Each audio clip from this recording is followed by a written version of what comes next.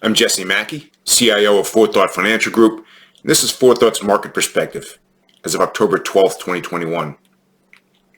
Yesterday, the S&P 500 index closed 4.06% below the most recent record intraday price from September 2nd, having experienced a maximum intraday drawdown of 5.87% since that date so far.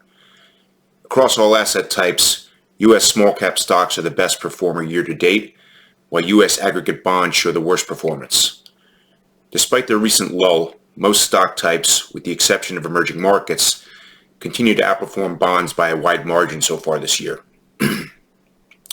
Historical data indicates that once a new bull market has been confirmed, which happened on August 18th of last year, when the S&P 500 index had recovered from its March 23rd, 2020 bear market low point and achieved a new record price.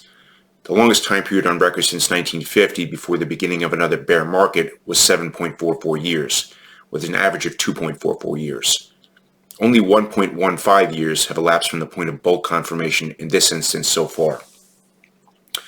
There's usually been at least one 10% plus correction, but often several between most bear markets in history. The average time between the end of one correction or bear market and the start of another is a little over 1 year. The first correction in the current bull market was completed just over 1 year ago on September 24th, 2020. We like to refer to the combination of a correction and its corresponding recovery, which was registered on November 9th of last year, as a wolf market.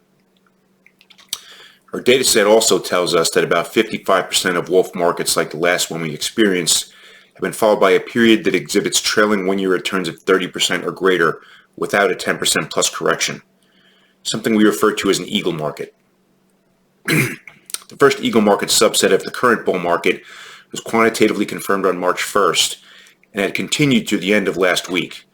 But the data is now unconfirmed as to whether this eagle may now have ended, since we can only make this confirmation in arrears 1 year later. Once an eagle market like the current one has been indicated, it continues for an average of an additional 5.35 months. This instance had continued for 7.5 months as of October 7th, which puts it above the average duration if it is indeed now complete.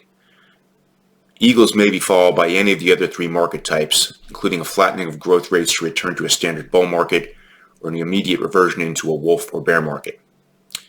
Given that stocks may still be relatively early in the traditionally defined bull portion of the market cycle by historical standards, an immediate bear market, although certainly possible, appears the least likely of the various scenarios, while a 10% plus correction is becoming increasingly likely in the short to intermediate term. Based on analysis of the complete historical market type data set using our multi-method adaptive algorithmic process, we're now allowing overweight allocations to opportunistic investing, neutral allocations to strategic asset allocation and liability-driven investing, and underweights to selective concentrated investing. From a probabilistic analysis perspective, valuations tell a story that's somewhat negative for stocks and more favorable for the bond markets. On this basis, most stock types range from slightly to moderately overvalued. Bonds range from moderately undervalued, in the case of long-term U.S. Treasury bonds, to near fair value, in the case of emerging markets bonds and Treasury inflation-protected securities. Long-term U.S. Treasury bonds now reflect the most attractive pricing relative to the alternatives, while U.S. mid and small-cap stocks are the least attractive.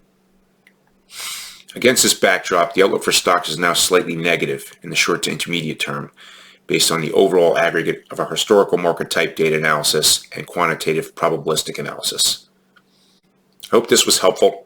If you have questions or you'd like to discuss what this means for your particular situation, please contact 4Thought at 516-300-1617 or at info@4tfg.com. And don't forget to subscribe to our blog feed and our YouTube channel. Thanks for watching, and see you next week.